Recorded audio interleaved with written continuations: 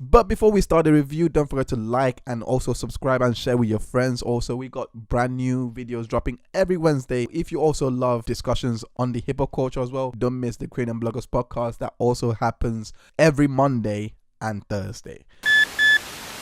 What is Schoolboy Q learned over the past couple of years in between albums? As an artist, as a man? Let's start with as an artist though. As an artist, I learned to please yourself more than you please others. Hello and welcome to another edition of Celly Reviews. I go by Cell and we're back for another review. And today we are reviewing the one and only Schoolboy Q's latest album, CrasH Talk. If you don't know much about Schoolboy Q, allow me to give you a short biography. He is a 32-year-old LA rapper, which is in the west coast of the United States of America.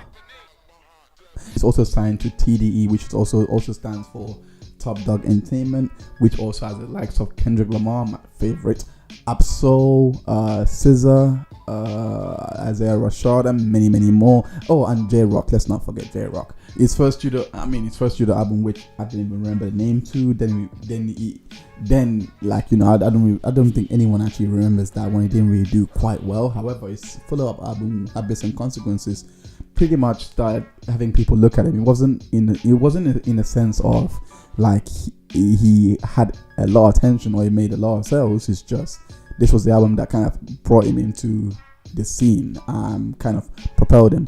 Oxymoron, however, was his biggest hit, and I still listen to that on repeat today. There was so much. What Schoolboy Q was able to do on the album is the reason why a lot of people love Schoolboy Q. His aggression, his pen, his lyricism. I think Man of the Year was probably my best track and my favorite track out of the whole album. Then you have Studio, which with BJ Chicago Kid, and he showed you the versatility that Schoolboy Q had. Now he followed up with Blank Face LP, which was in 2016 release. It didn't do quite well as Oxymoron. However, it still included hits like That Part. It was also nominated for the Grammys like Oxymoron did. But Schoolboy Q in an interview with Vulture admitted that it wasn't really his best work. He didn't really, like, you know, he thought he flopped. And, like, you know, he thought he didn't do quite well as he wanted to because of the sales. And he became a numbers guy because of that aspect, because of the fact that the sales were so down. So looking at this factor, coupled with the fact that that he's lost his best friend Mac Miller, who died last year around September time, like, you know, he basically let us know. There was an interview that he done with Fader, I believe, where he said that.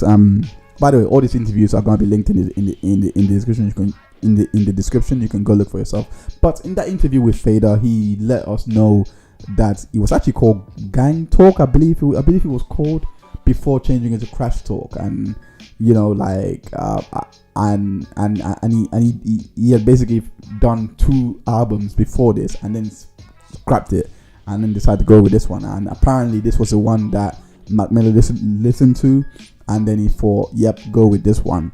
I think he told Sway that. I'm not too sure who he told, but a lot of the interviews that I've seen, it kind of makes sense why the album was a stream it for me.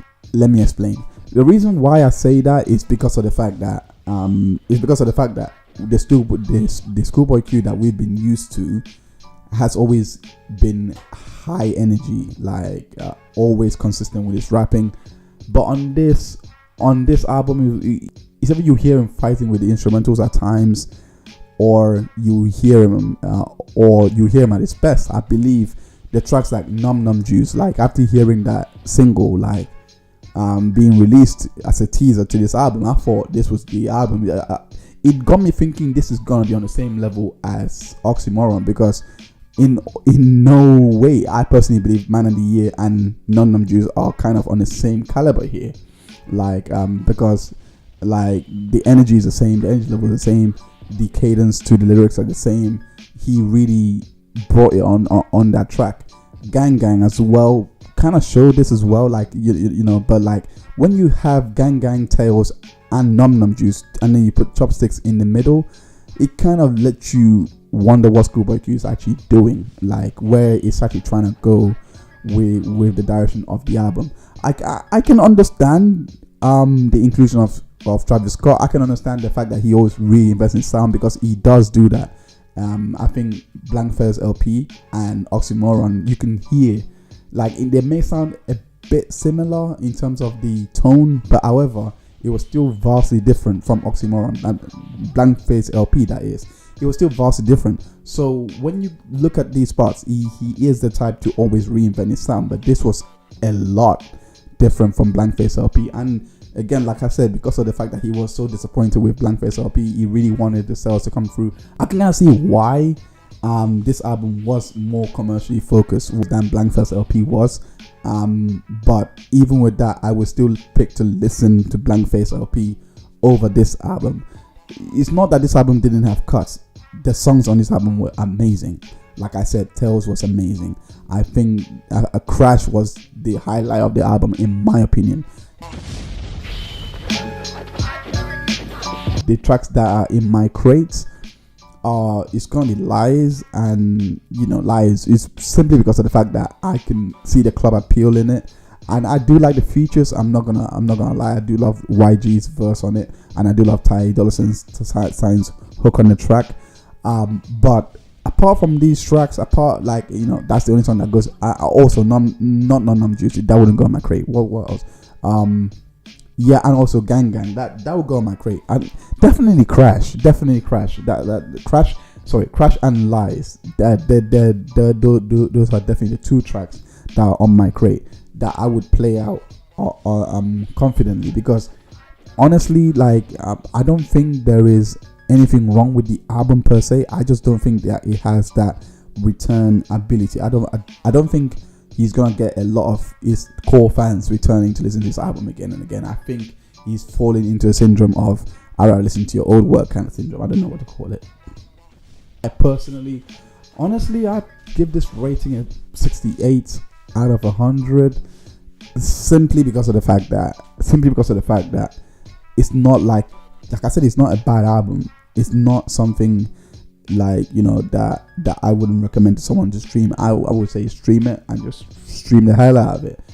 But that's all it is, because I don't think it's worth buying. I don't think it's worth anything more than that. Personally, I'm not that disappointed. I saw what he was going for. I saw he was trying to boost up his sales. I think this was an album in which he had sales in mind, and he tried to numb his sound a little bit. It was a couple of tracks that we heard, the vintage Schoolboy Q, but he really has reduced the tempo and the aggressiveness of his sound to try and appeal to a more broader audience.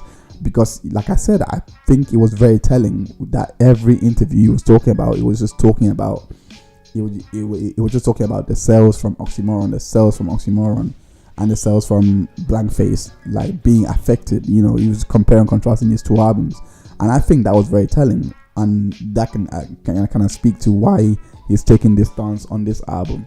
I personally think that's what affected the overall sound. I would be very interested to hear the album he wanted to put out before changing to CrasH Talk.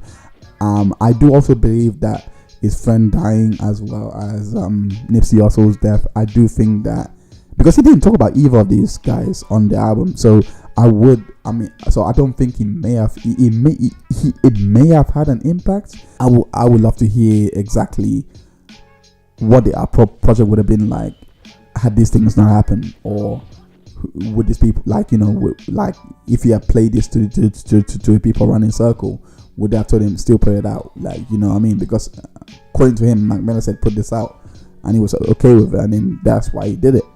But I don't know. I personally don't know. I personally think it's one of those ones that's it's just one of those ones that we have to chalk it up to Schoolboy just didn't bring it on this album. Thank you so much for checking out this review. I'm curious to know your thoughts, the way that the whole album actually ended.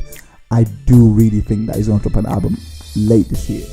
I wouldn't be surprised if that's the case. And also with the fact that he's actually said on record that TDE, I think it was an interview with Complex, I think he said that TDE doesn't release one artist per time. That any artist can release at any time. It's just because they just want to have the best album there is. They take so long on the album, so that's why you see a lot of late releases and this and that.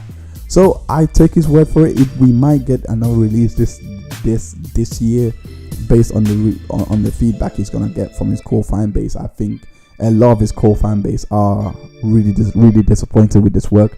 I don't think they like this album, so I personally think that we might hear something in the coming this year.